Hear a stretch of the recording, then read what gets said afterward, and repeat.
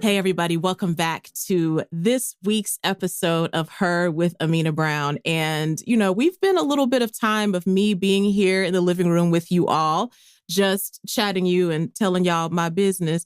But I am happy to bring guests into the living room. That's what the living room is for. You all, we're here. We're guests together, but we are bringing a guest, and I am so excited, y'all. We have with us licensed psychologist, professor, poet, author, president-elect of the American Psychological Association, and author of Homecoming, Overcome Fear and Trauma to Reclaim Your Whole Authentic Self. Dr. Thema Bryant is here with us. Dr. Thema, thank you so much. Oh, thank you. I love the introduction. I can hear the poetic flow. It never goes away. You do other things, right, but it never leaves you. It's in. Dr. Thema, I'm so excited that you are joining us, y'all. This book right here, sometimes, let me tell y'all, sometimes a book that can bring healing to you upsets you. And those books also have their place.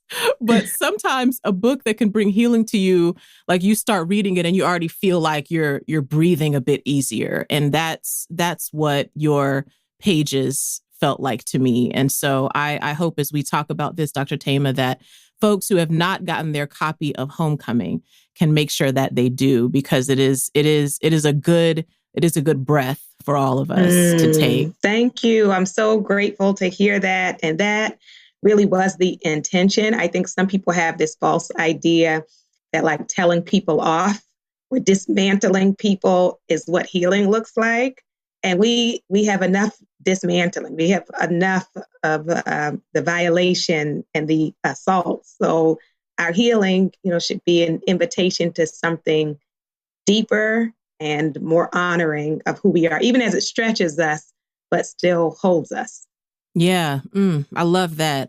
Now, I want to start with a very important question. It's a very serious question that we need to talk about, which is snacks, Dr. Thema. Snacks, It's very important. Could be a part of our healing journeys, is snacks. Absolutely. So when I talk to our Her with Amena community, I always say to them, this podcast is sort of my vision of what my living room has been like, where my girlfriends and I gather together. And sometimes we had enough money to charcuterie board. And sometimes we just had enough money to have some unfinished hummus that happened to be sitting in the fridge. And my girlfriend brought a bell pepper she had kind of cut a little bit off of. And we just combined our little things together, you know. So if you're in this situation with your friends or your family, whoever you like to gather with, what's your snack that you typically bring to the space? Yes. So first I was thinking individual snacks. So just my regular snack by myself, to myself, are almonds. I am the almond queen. That's a good one. And hot green tea is my soothing blanket. If I was going somewhere, I'm not going to just bring almonds. So. But when people love you, you could. Yeah. You could. That's true. That's true. I could show, and they would appreciate my almond bag.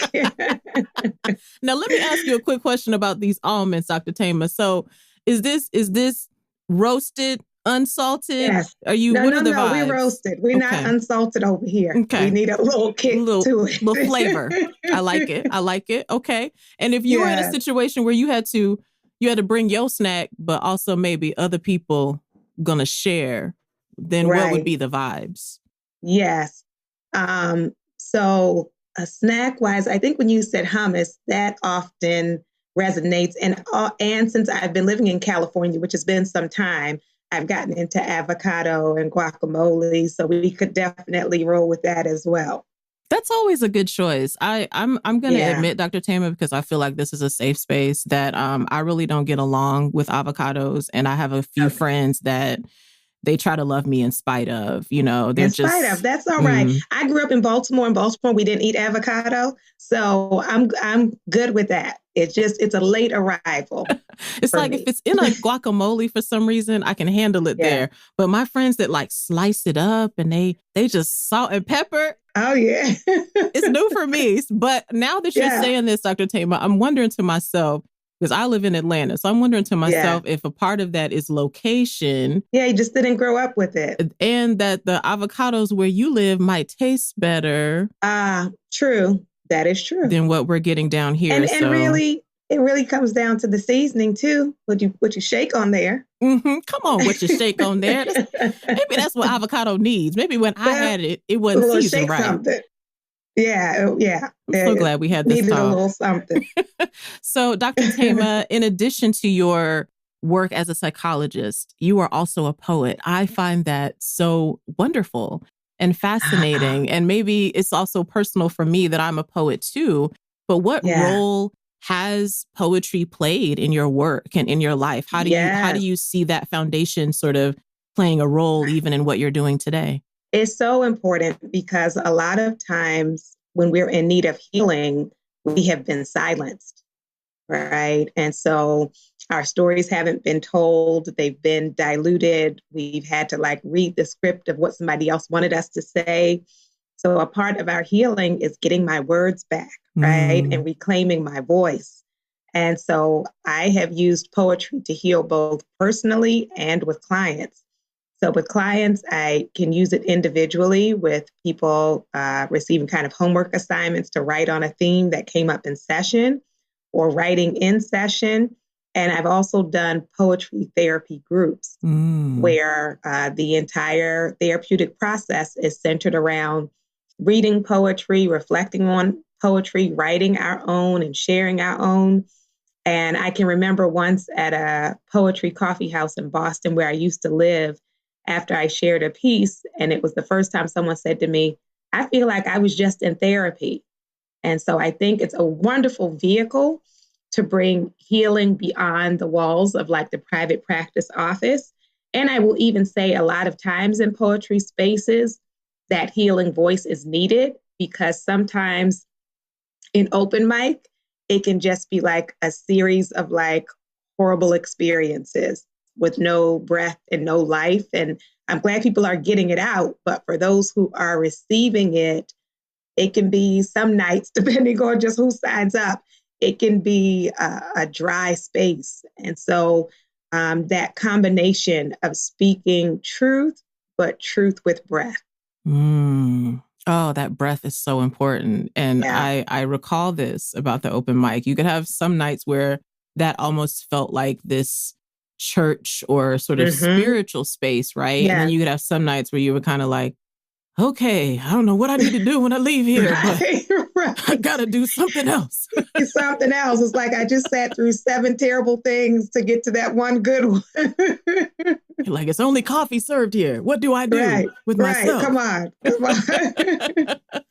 I want to talk about the journey that led to you writing your book. And I know that we have many listeners that have dreams in their own hearts of wanting to write a book.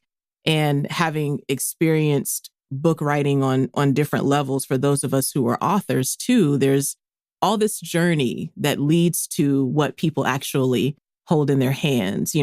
Sometimes the title comes first, sometimes the theme of maybe what you want to write. What was the journey like that led you to writing this book? And did you always feel in your heart that writing books was something you wanted to do?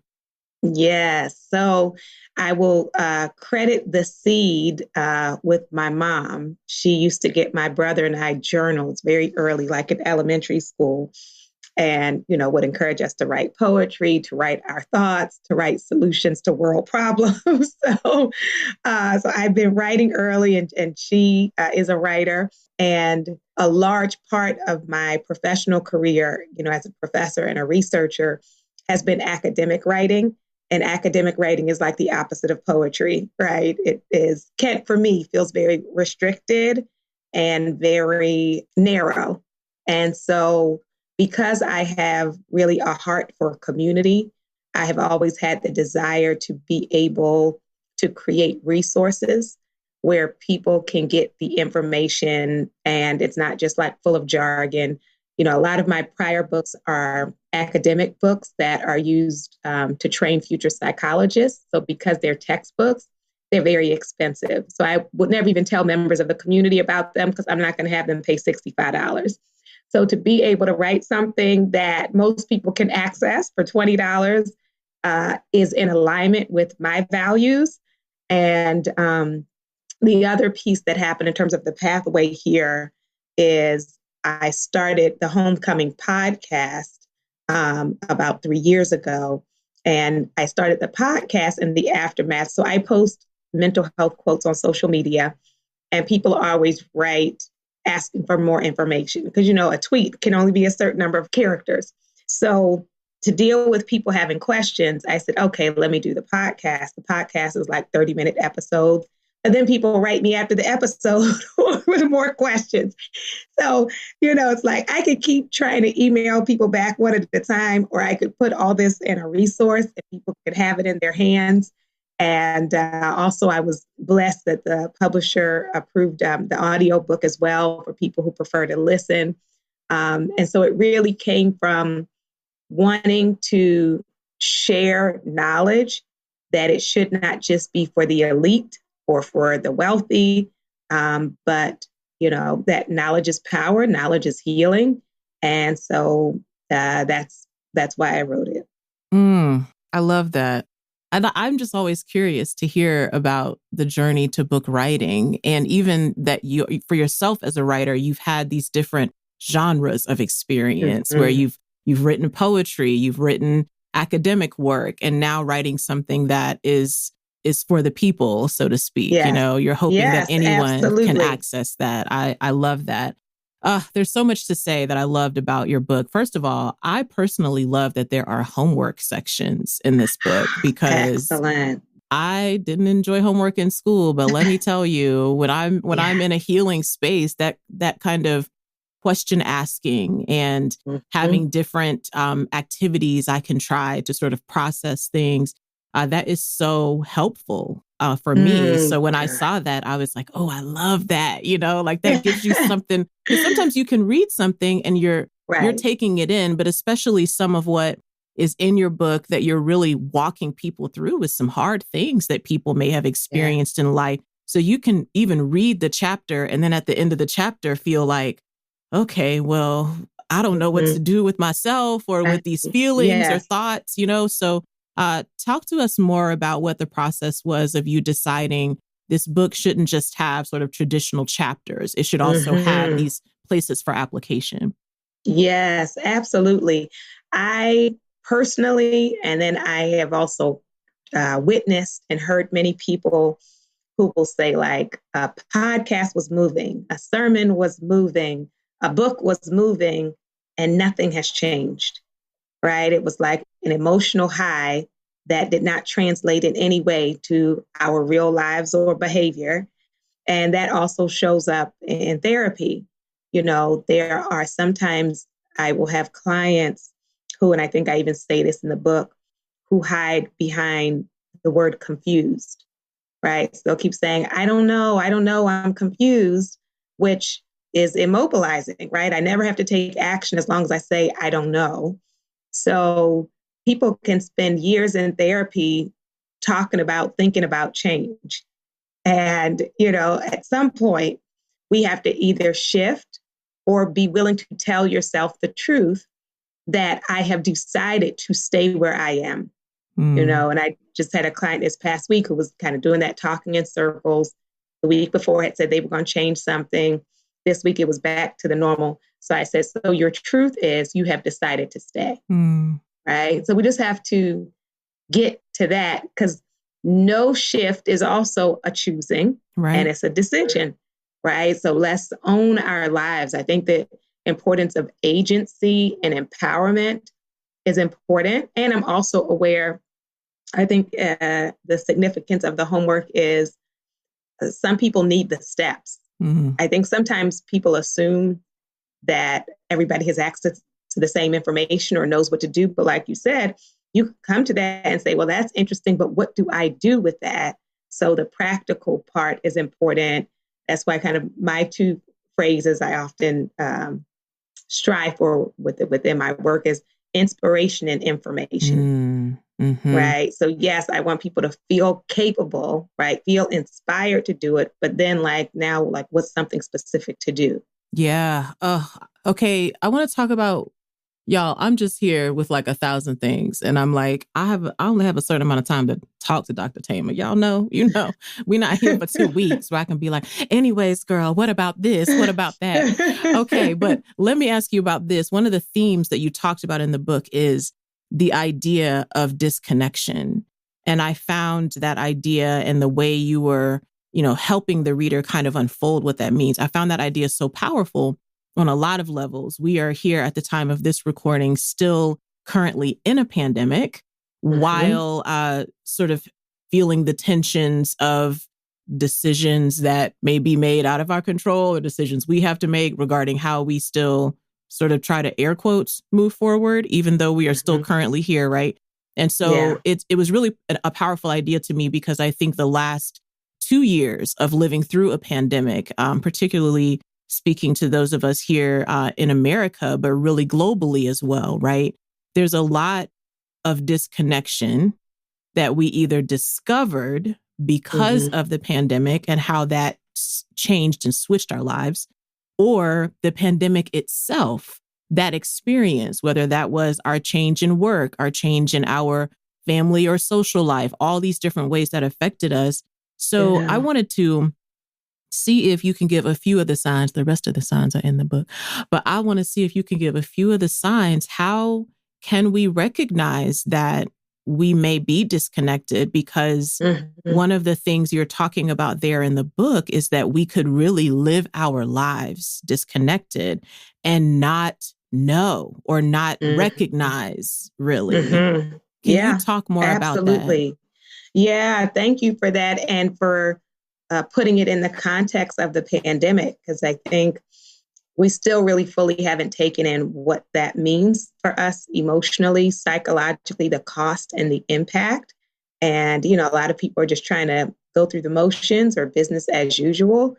But it has been a major disconnection, a disconnection from other people and a disconnection from ourselves. So one of the signs that you're disconnected is when you're numb. So when you don't feel anything one way or another, right? We see all of these deaths by the pandemic. We see all this racial injustice. We see all of these political dynamics. If nothing moves you, then you're checked out. And we have all seen people and even experienced times in our lives where we were present but not present. And so to be aware, when did I stop feeling? Right? When did I stop feeling is one of the warning signs. Another warning sign is when you remain in unfulfilling circumstances.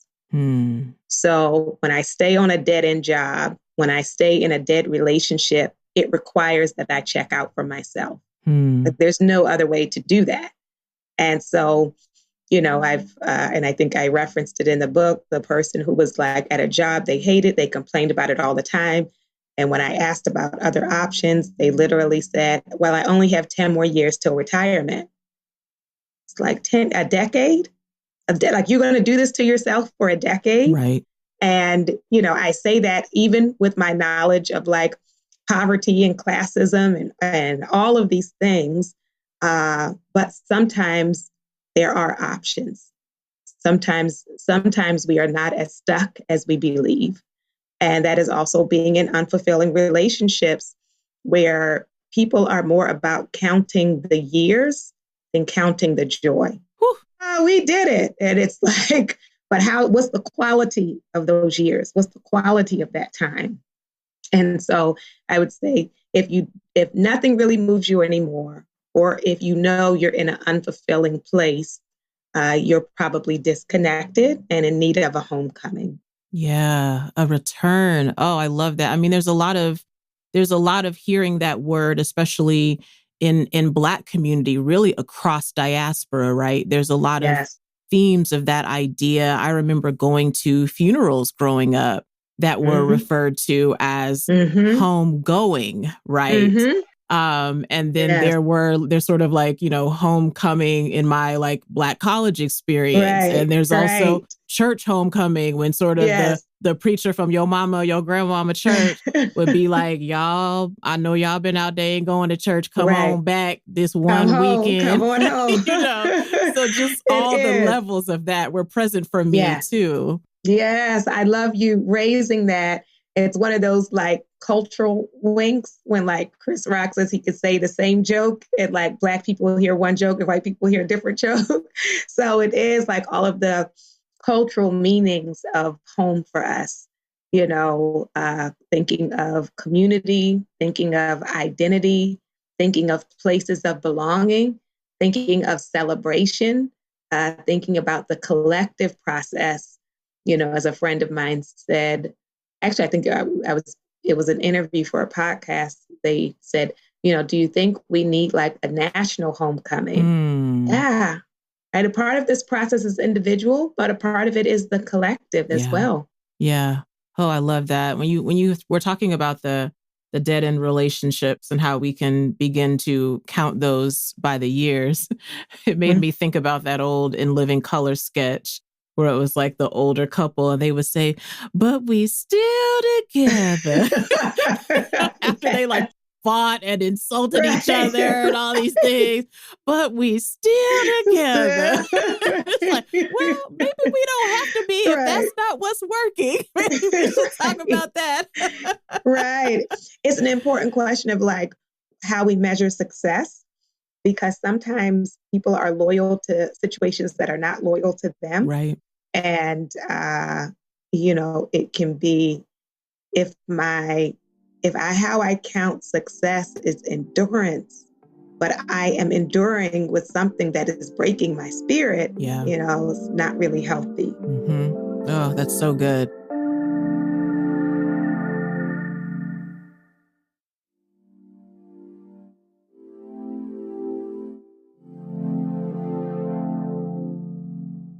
I want to talk a little bit about therapy, especially those who are new to therapy or considering therapy. I know here in this podcast, living room space, we've talked a lot about the power of therapy and the process of therapy and how it is good to be able to remove, in some of our communities, we have sort of a sense of shame if we find ourselves feeling like we need to see a professional, that we are beyond what our friends or our family can do to help us. So as a professor, as well as a psychologist yourself with a practice, what are the thoughts, tips, advice you would give to folks who are either new to therapy or who are sort of on that teetering edge, considering? They're thinking, this is something I need, but they feel apprehensions. What thoughts would you give to those folks? Yeah, absolutely. I love the question because it is important for us to know that we're deserving of healing space. We're deserving of spaces where we don't have to be on, where we don't have to perform, where we don't have to be the caretaker, where we can receive. And so friendship and romantic relationships and family are all beautiful and have their place, but that is not the same thing as working through an issue with a trained professional. And so, yes, get auntie's advice, get your sister friend's advice, but then also get the strategies for the healing and the deprogramming and the shifting of your life. And a couple of important things I would say. One is not every therapist is the same. So the same way you would like shop around for a university or shop around for a church home, you can shop around for a therapist. So just because you go to one session doesn't mean you all are going to hit it off. And if you don't hit it off, to not think, oh, I tried therapy, it doesn't work. Because therapists have different styles and different personalities. Right. So you just want to check in with yourself to say, like, what was it about it that I didn't like, so that I can know going forward. And so to be empowered about that you can ask questions, think about the primary issues or challenges you want to work on, and then look at their website and see, do they make any reference to those things? Because they may be brilliant in something that's not your thing, right? If someone is an addiction specialist and you're coming there because you're tired of being single, they may not have that, right? Many people are generalists, but you want to think about what are the themes you want to work on, asking them if they've worked with people with those issues. And then if demographics are important to you, then you can look at that as well. Some people prefer younger, some people prefer older. Some people have preferences around gender or sexuality or race and ethnicity. And I will say, if they are not your same demographic, to be comfortable and empowered, asking them questions about that to see if it can still work. Because there are times that it can, you would just have to feel that out, right? If there is a sense of home or safety there for you. And one of the things that people often go in who have never been in therapy at the first session, they often want to say, how long is this going to take? And they're like, how long before I'm healed and transformed? And, to that, I would say, unless you have a therapist that's working with a manual, we can't give you the exact number of weeks. Now, sometimes, let's say if you go to a college counseling center, each student is allowed 8 sessions, and that's it for the school year. So then that's not necessarily 8 sessions and you're done, but 8 sessions and you're done. That's all they're going to give you. So there are some approaches that are, like if I run a trauma recovery group, that's a set number of weeks. But in general, if I'm working with someone individually, I can't tell you in the beginning how long it's going to be. A part of the reason is because most of us don't come in the first session really revealing everything. So it continues to unpeel. Some because you don't trust the person yet, some because of shame, and some it's not in your awareness, right? Sometimes we're not thinking about it. We didn't realize that we're still carrying that. And then something will happen in session that will remind you of like, oh, that's just like whatever that situation is. But you want to see like, what am I gaining from it? How do I feel when I'm there? And how do I feel when I leave? And what I do say to clients is, some sessions are harder than others. Right. Right. And it is different than friendship. Even for therapists have to make this adjustment when I'm, doing training for future therapists, because when I'm talking to a friend, if like you're upset about something, like we're going to stay on the phone for hours till you ready to hang up or we fall asleep, or I'm going to come over your house and we're going to be there for hours. So therapy is generally an hour, which means, we're pressing pause. And so for some people, they can feel like, but wait, like I'm not done. It's not going to be done today, right? Right. It's not going to be all finished today, but we're going to press pause, reflect on what came up in the hour. We'll continue it next time. So that sometimes is a part people have to adjust to. These are such great tips, folks. I hope that y'all are listening to that. I know there are people listening right now who are like, I think it's time. I think I need, so I'm hoping Dr. Thema was able to give you some things to help the process of going into therapy, especially if it's your first time, or it could be your first time in a long time, that it's okay that you feel those fears or those nerves and all of that is normal and good. And it is possible to find someone that feels like a good fit for you. I love those tips you gave. I want to ask a few Dr. Thema questions. We're just going to get a slight personal moment here. Yes. I also gravitated to your book, Dr. Thema, because I love things that have the theme of home. I was a kid that grew up military. I experienced both branches of the military in one childhood, Air Force and Army. So I moved around a lot. And then I grew up to be a person that traveled a lot for work. So there's a lot of that even in my creative work, that theme of sort of how we make home, how we find home, how we return to it. All those themes are always so interesting to me. So I would love if you can share with us, what is one place or one person who feels like home to you? Yes. Yeah.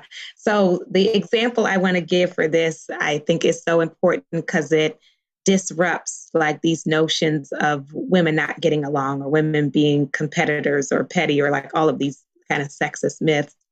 I have a group called The Gathering, and it's a group of powerful women, and we meet monthly. And before the pandemic, we met at my house. And since the pandemic, we meet on Zoom. But the powerful thing, the enriching thing about this sisterhood circle is in the first hour, we would like eat and just kind of casually catch up. In the second hour, we each give like a reflection, like about 5 minutes. And what it allows is that not one person is the pouring one, or not one person has to be the strong one, like everybody receives. And so, yes, I'm going to share something, but then I'm getting something from everybody else in the circle. And it's simply that whole piece of iron sharpens iron. So a sisterhood circle is important where we don't have to be on, where I don't feel the weight of like, I am here carrying it all. Yeah. But really being peers and being sisters. And I definitely feel home the first Sundays of every month.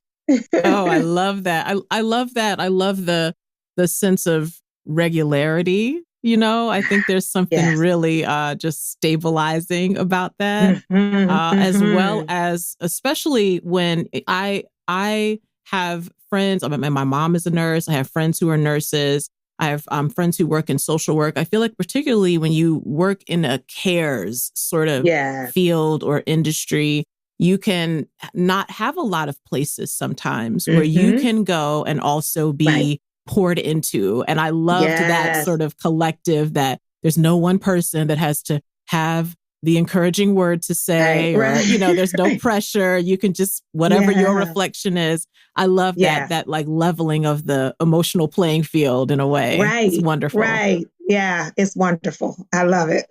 Now, I got to ask you about food because it's important to me. So what food reminds you of home?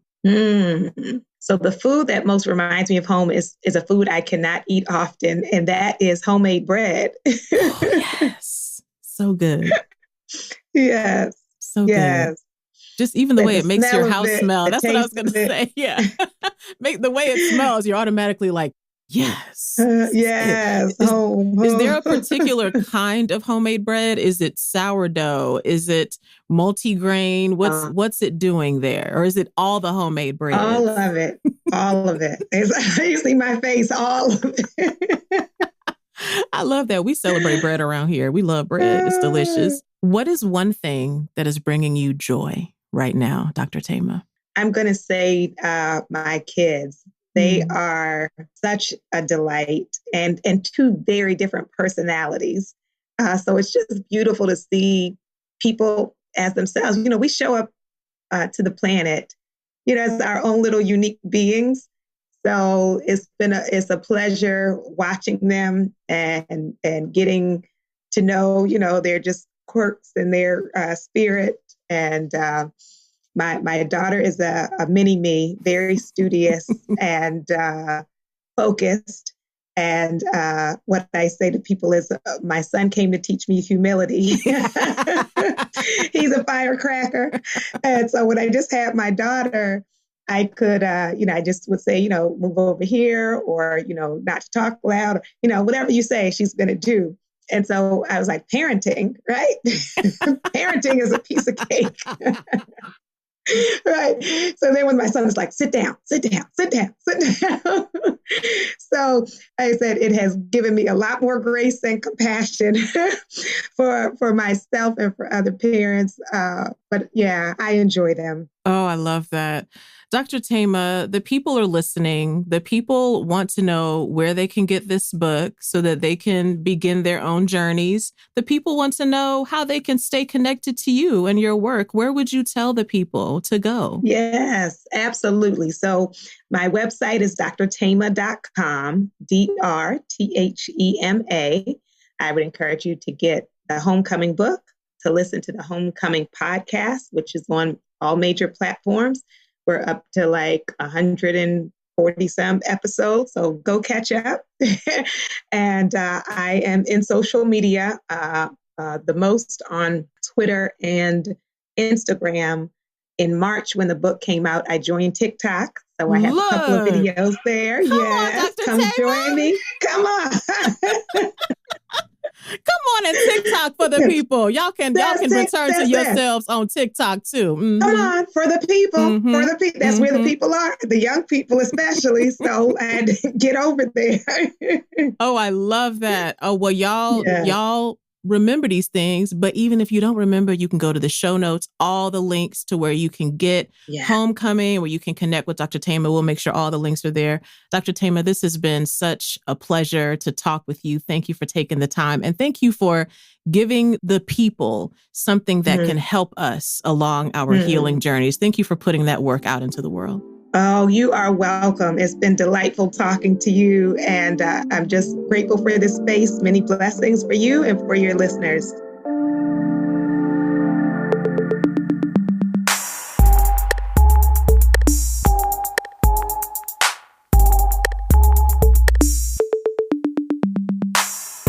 Her with Amena Brown is produced by Matt Owen for Soul Graffiti Productions as a part of the Seneca Women Podcast Network in partnership with iHeartRadio. Thanks for listening, and don't forget to subscribe, rate, and review the podcast.